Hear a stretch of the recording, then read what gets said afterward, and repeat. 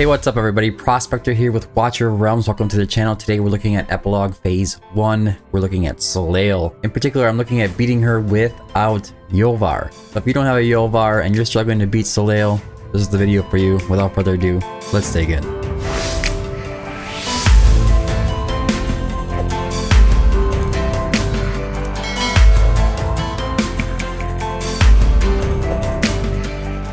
Alright, so Soleil. What is going on with Soleil? Let's check out the guide quickly. Basic attack. Deals 1 damage to all targets in range. Deity's Thunder. Deals high damage multiple times to all targets in range. Okay. Deity's Awakening. Activates the Thunder Beacon on the field to attack the last deployed unit in range. That's these two. So she's going to start here. She's going to activate these two. And when you get her beat there, she's going to go to the next phase. She's going to activate these two. She's going to come back around this way. Activate these two. Deity's Majesty. Removes a random unit from the battlefield, prioritizing platform DPS units. Now for this one, she's going to be coming over here. So when she gets over here, she's going to occasionally activate Deity's Majesty. And basically, she's going to hit your platform units, but she's going to hit the DPS units first. So if you have your Silas here, or your Hex, or whatever, she's going to take them off the field. There's nothing you can do to save them. You have to kind of rotate heroes around. And then you have to make sure that you're rotating your tanks as well. That way she's attacking the tanks instead of attacking your new DPS units that you put down. And then Deity's Blessing is Soleil will immediately flee the battlefield if not defeated within the given time. There's going to be a little timer in each phase. If you don't take her down to a certain threshold, I think it's 30% and 70%, somewhere along those lines, she will just run through everybody and go right to the portal and beat you, and you lose. Now, popular heroes, you're going to see there's going to be Aloin, Hex, Iovar, Silas, Constance, Soul Cadence works, Volderon works, Praetus works. You can use them. I've tried Praetus. It's not really a great one. Lucius would probably do a lot better than you would think. The issue is that the range is always an issue. Sargak does work really well for this. Setram is a very popular choice as well. But the team that we are going to be using is this team right here. So no Iovar. The reason Iovar is better than Araka is because he's another ranged unit that can reach her and do a ton of damage. Araka is basically going to be going in there in this comp as just a tank. So for that reason, we're just going to have her built up in a Guardian set.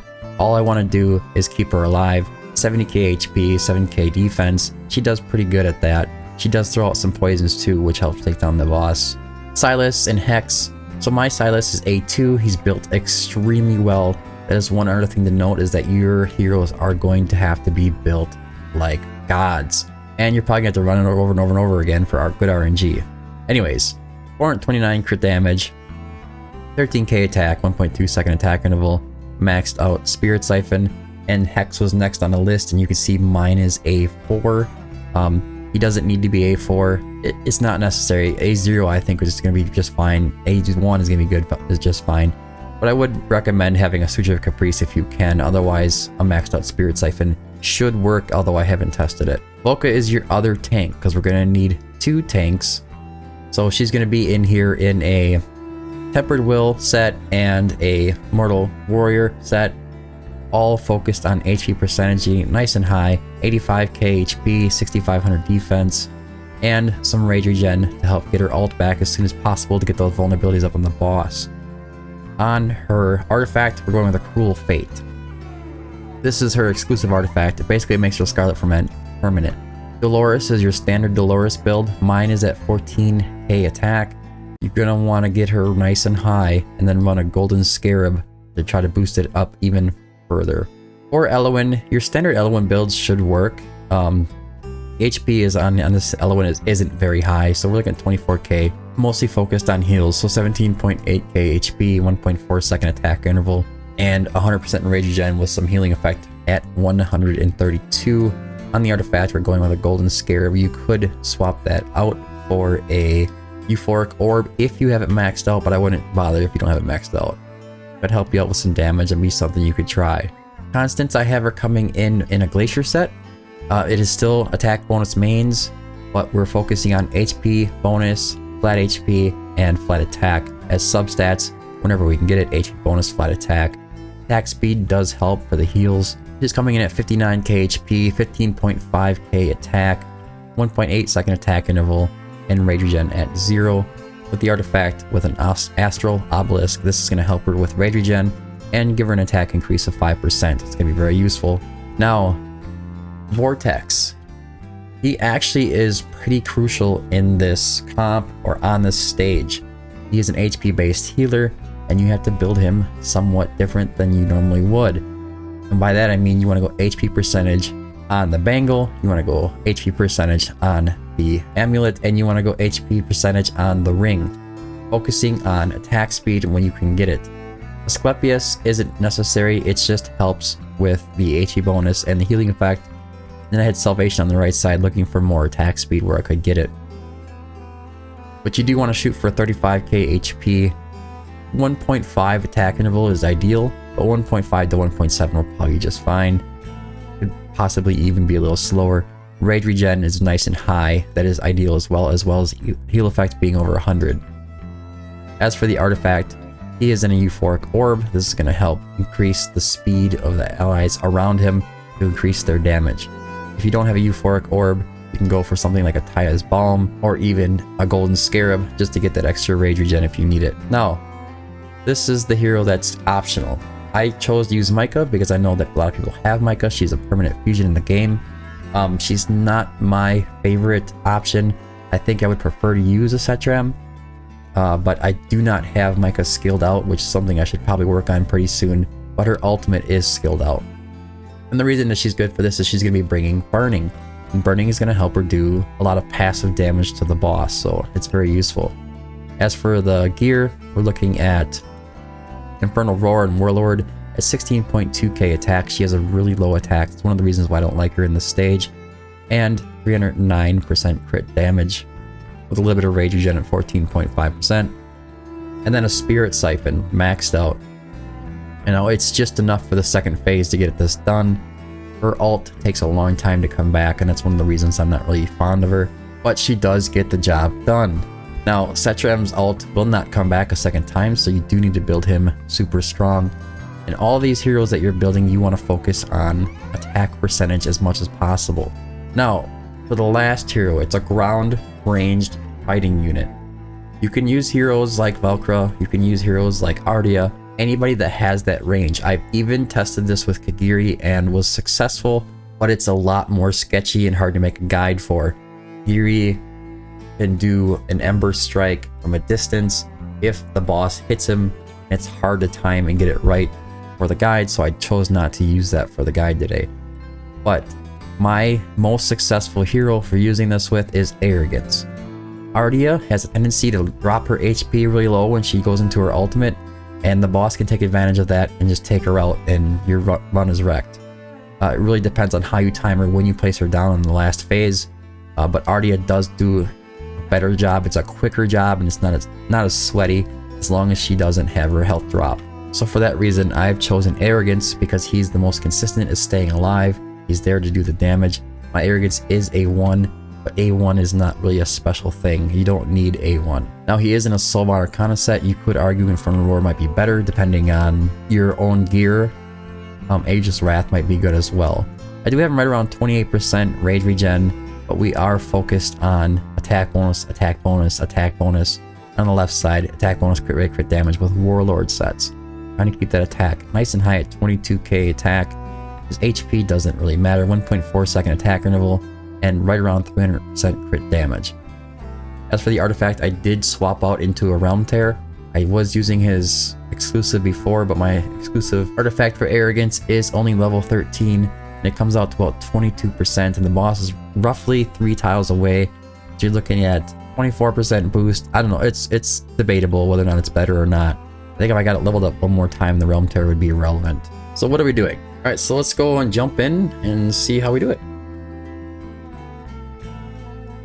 It's pretty straightforward. I'm sure a lot of you have seen like how the fight works out at this point, or by this point. It's a struggle, but you know what she's doing. In the first part, she's going to come over and activate these 2 waves here, these orbs, and she's going to start attacking enemies with that, and she's also going to attack them herself. First wave is pretty simple, pretty straightforward. She's just attacking heroes. We're going to go ahead and activate X right away. And as soon as we can, we're going to activate Dolores. Now on the side over here, in the meantime, we're gonna start getting Silas down, Micah up here, Eloin, and Constance and Volca are gonna be the kind of defenses up here. If you need to, go ahead and activate Vortex. Help keep these guys alive. Now we can go ahead and place down Constance.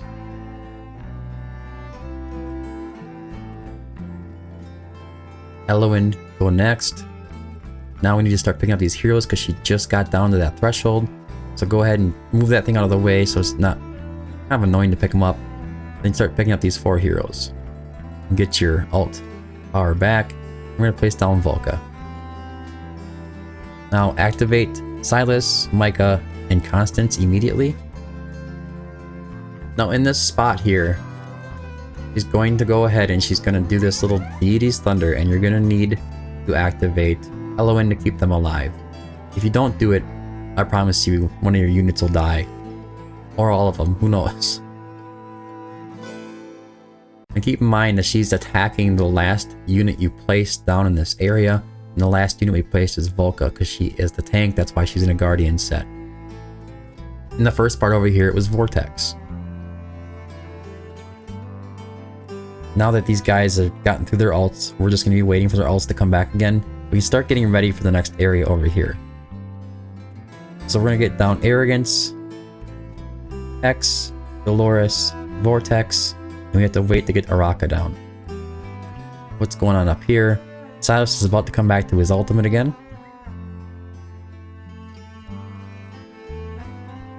As soon as he does, go ahead and activate him and Constance. You should do a Deity's Thunder another time. Activate Micah.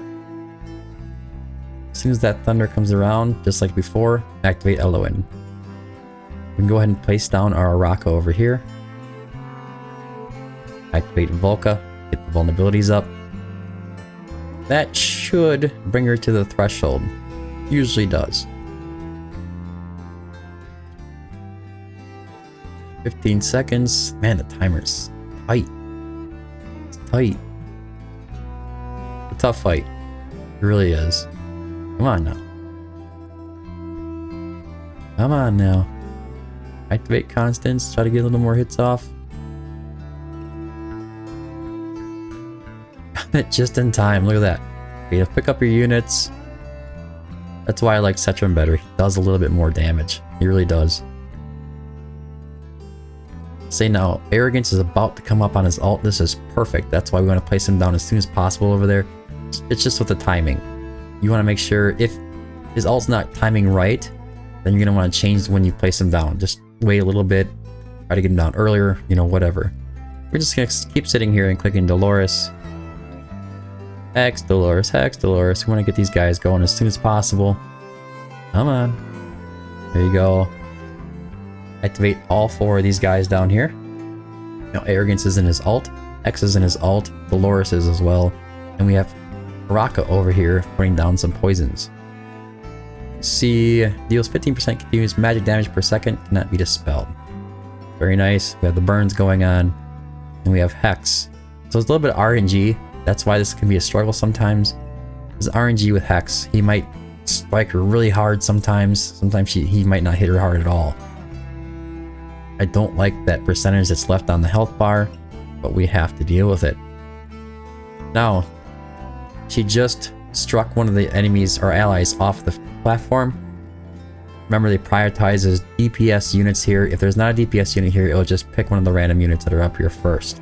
As long as you have a platform unit on the field, it will go ahead and not target your attackers or fighters. So how we counter that? Wait till the boss hits. We're gonna go ahead and place down Silas, Micah, pick up Araka, place down Volca. Now, she's gonna select another unit to bring down. She chose Micah. That's perfect. We wanted to keep Silas on the field. I think if you build Micah with a little more crit damage than Silas, she will automatically choose Micah. I think she picks like the highest crit damage unit on the field, which is what we want. We have 15 seconds left, 2% left. Can Silas finish up before he dies? No. but now we are dependent on arrogance to get the job done. Come on, man. Come on. There you go. And that is it. Now you can see how tight that is. I will tell you that with Iovar, it's not that tight. And the gear is crazy gear that is on this team. Every single DPS unit on this team is crazy. Every single healer on this team is crazy. Every single defender on this team is crazy. The tanks, we got Raka, we have Volca, that is like some of my best Guardian gear, and a struggle. Well, let's check out the stats, see what the damage numbers are. We have Hex coming in at 45, we have Silas coming in at 40. So you can see Hex had 2 different times on the field where he was fully going into his ult. He had more time on the field than Silas, I want to say, and his damage is just higher, but it's still plenty of damage. You don't need to worry about it. Arrogance is at 18 million, Micah is at 15. Setram can do right around 20, typically, running with the squad, and the rest of the guys are just our healers and tanks and whatever. But anyways, guys, that's all I have for the video. If you're struggling with Soleil, I hope this helped you out. And if it did, don't forget to like and subscribe. And also, don't forget to join the Discord if you need help with takeovers, hero guides, stage guides. We're approaching 500 members in the community right now, and we're happy to have you come and join us. But anyways, thanks for tuning in. Until next time, keep digging.